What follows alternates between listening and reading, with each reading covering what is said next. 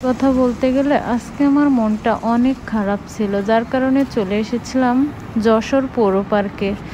যশোর পৌর পার্ক মন ভালো করার একটা ওয়ে। এখানে আসলে আপনার খারাপ মনটা ভালো হয়ে যাবে।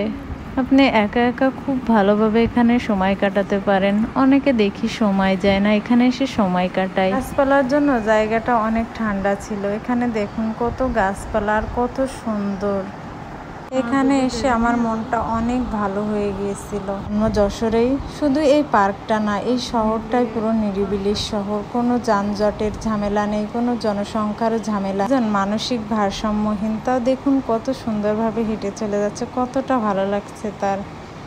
এই যে বলে না, মাথায় ব্রেনও নাই চিন্তাও নাই, ঠিক তেমনই হয়েছে ব্যাপারটা। সব কিছু নিয়ে অনেক টেনশন হয়।